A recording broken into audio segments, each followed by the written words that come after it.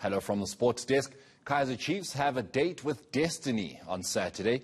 Amakosi play Egyptian giants Al Ahly in the CAF Champions League final.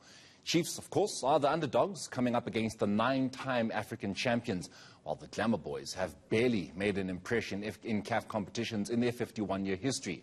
But this underdog status may just work in their favor. Our former Chiefs captain Neil Tovey joins us via Zoom to chat about tomorrow's showdown.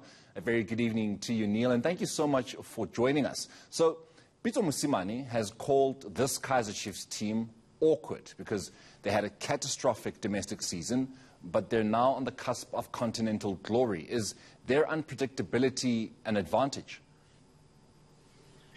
Yeah, first of all, good evening to everyone. And yeah, it is. It certainly is, because it's so unpredictable. You don't know what Kaizer Chiefs you're going to get turning up for the game. And, you know, Al Ahly, obviously, they're huge favourites. They playing in North Africa, first of all, but they seasoned campaigners in this competition. And, as you said, 9-time winners. So they're huge favourites. But that can actually help Kaizer Chiefs, because, you know, they've got to go out there, nothing to lose, like they did in the semi-finals, you know. And what's also even better about it is that it's a once-off final. There's no home and away legs, because that's where Al Ahly are very good at. Where will it be won, Neil? Will it take a resolute defence, a creative midfield, or a relentless attack? I think you got to have a combination of all three. I think, you know, you can't go in there thinking you're going to try to defend against them for the entire 90 minutes. Yes, any win in any competition is always going to be about how well you defend on the night, and it'll be certainly the same, you know.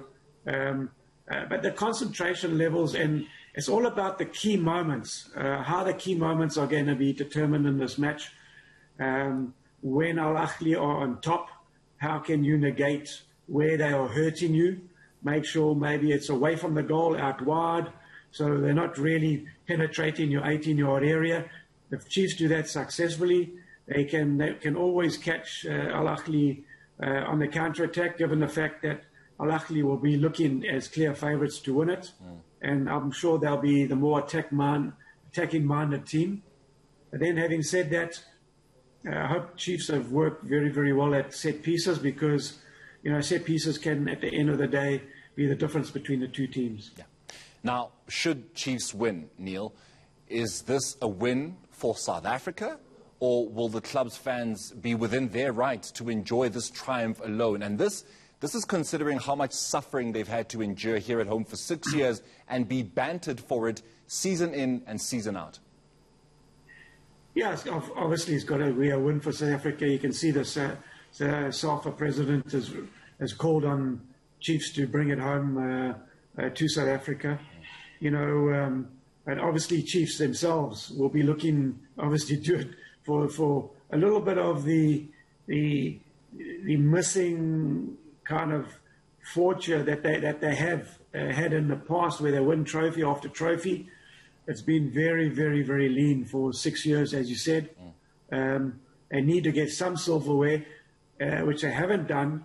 But if they can get the Champions League trophy, I mean, I think they'll say, well, I'll give away the 6 years if I can get the Champions League trophy.